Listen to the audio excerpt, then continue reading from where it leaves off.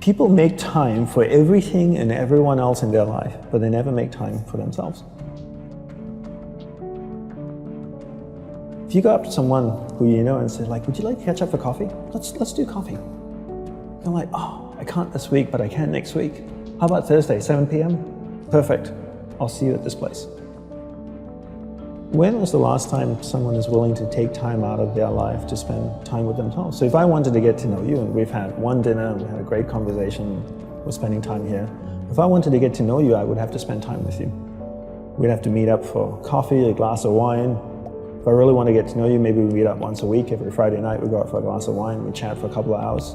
After a year, I'd get to know you really well, you get to know me really well. But it requires me spending time with you. So if you want to get to know yourself, you need to spend time with yourself. But in a way that you can inquire, right? So people say to me things like, oh, I walk my dog in the park, that's my time with myself. And I'm like, no, it's not. That's you walking the dog. People go like, oh, I go for a jog, that's my alone time. No, that's you jogging, avoiding traffic, watching where you're stepping so you don't trip and fall over. Spending time with yourself is sitting down, closing your eyes, not interacting with the outside world, and actually going inside and having that conversation. The same conversation I would have with you and say like, hey Brian, so where did you grow up? You know, you said California, do you like to surf? No? Hate the water, love the water? Tell me, right? And people don't have that conversation, and because they don't have that conversation with themselves, they don't end up knowing what they want in life.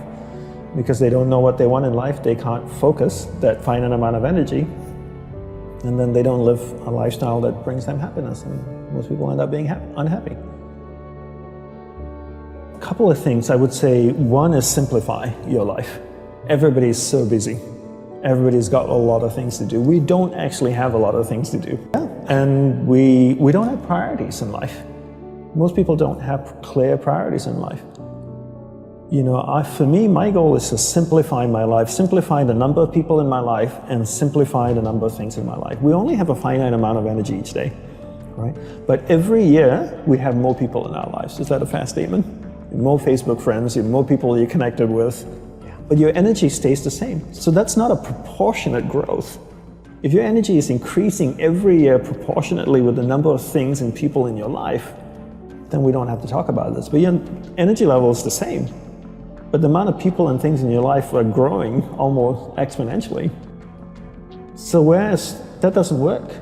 So for me, it's always about simplifying first the people and things into your life, into who and what's most important, taking that finite energy that you have each day and focusing. Second step is learning how to focus and concentrate that finite amount of energy into the people and things that truly matter.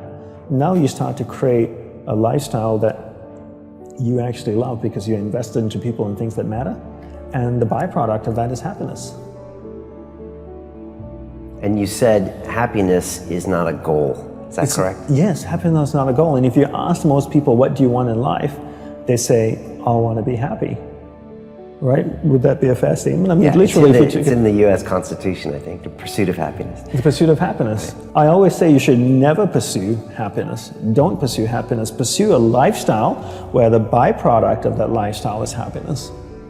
So happiness comes as a byproduct. I spend time with the people that I love. What is my byproduct? I'm happy. I spend time with people I don't like.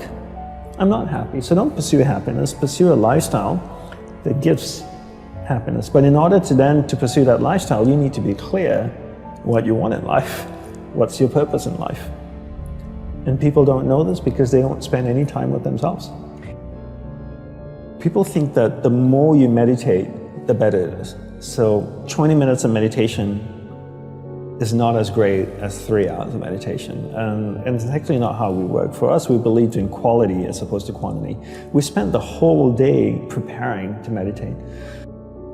What comes before meditation? Concentration. Concentration comes before meditation. So you need to learn how to concentrate in order to meditate. And we believe that you can't meditate if you can't concentrate. So we spend the whole day focusing on concentration.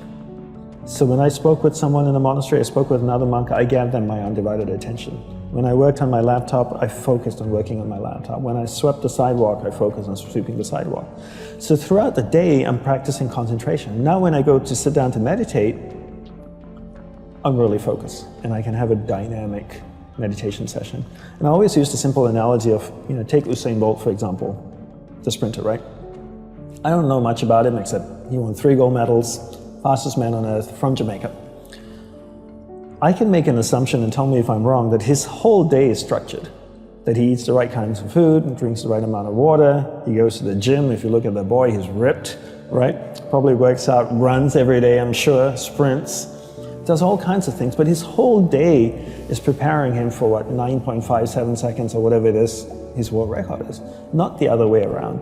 And people come up to me all the time, Brian, and they say, Dhanapani, I'm so stressed out. I've got so much happening in my life. Do you think if I meditate for 5 minutes in the morning, it'll help my whole day? I'm going like, well, what are you doing the remaining 23 hours and 55 minutes? That's what I want to know. Because if you try to meditate for 5 minutes in the morning and the rest of the day you just live a chaotic life, that's not, it's a good start, but it's not really helping you. It's like eating a carrot in the morning and then eating hamburgers and fries all day and hoping to have a healthy diet.